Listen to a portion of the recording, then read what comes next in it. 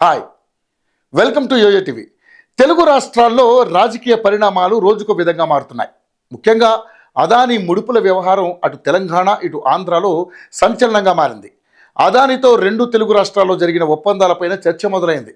జగన్ సీఎంగా ఉన్న సమయంలో సెకీతో ఒప్పందాల కోసం అదానీ ముడుపులు చెల్లించారని అమెరికా కోర్టులో అభియోగాలు నమోదు అయ్యాయి. ఈ వివాదం రాజకీయంగా దుమారానికి కారణమైంది. తాము కేంద్రంతో ఒప్పందం కుదుర్చుకున్నామని, అదానితో కాదని వైసీపీ చెబుతోంది. తమ హయాంలో సెకీతో చేసుకున్న ఒప్పందాలను చంద్రబాబు రద్దు చేయాలని వైసీపీ డిమాండ్ చేస్తోంది. ఈ వివాదం పైన ప్రభుత్వం న్యాయ నిపుణుల సలహాతో పాటు జాతీయ స్థాయిలో బీజేపీ మూడ్కు అనుగుణంగా ముందుకెళ్లాలని భావిస్తోంది.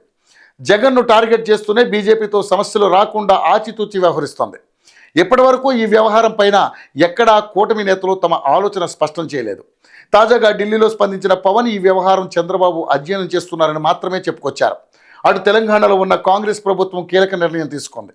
అదానీ ముడుపుల వ్యవహారం వేళ ఎటువంటి వివాదాలకు తావు లేకుండా తమకు యంగ్ ఇండియా స్కిల్స్ యూనివర్సిటీ కోసం అదానీ సంస్థలు ప్రకటించిన 100 కోట్ల విరాళం తిరస్కరిస్తున్నట్లుగా ప్రకటించారు. ఈ మేరకు నిధులు తమకు పంపవద్దంటూ తెలంగాణ ప్రభుత్వం అదానీ గ్రూపుకు లేఖ రాసింది. దీంతో ఇప్పుడు ఏపీలోనూ చర్చ మొదలైంది. విజయవాడలో వరదలు వచ్చిన సమయంలో అనేక మంది ఏపీ ప్రభుత్వానికి సహాయక చర్యల కోసం భారీగా నిధులు ఇచ్చారు. ఆ సమయంలోనే అదానీ పోర్ట్స్ ఎండి కరణ్ అదానీ 25 కోట్లు ఏపీ సీఎం చంద్రబాబుకు కలిసి విరాళం అందించారు. ఇప్పుడు అదానీ పైన ఆరోపణలు వెల్లువెత్తుతున్నాయి. జగన్కు ముడుపులు ఇచ్చారనే అంశంపైన దుమారం చెలరేగుతోంది. అటు తెలంగాణ సీఎం రేవంత్ రెడ్డి తమ ప్రభుత్వానికి ఇచ్చిన అదానీ విరాళం తిరస్కరించారు. దీంతో సీఎం చంద్రబాబు సైతం రేవంత్ తరహాలోనే తమ ప్రభుత్వానికి ఇచ్చిన అదానీ విరాళం తిరస్కరిస్తారా అనే చర్చ మొదలైంది.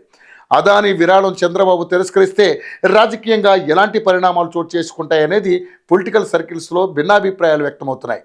దీంతో మరి చంద్రబాబు నిర్ణయం ఏంటనేది ఆసక్తికరంగా మారింది.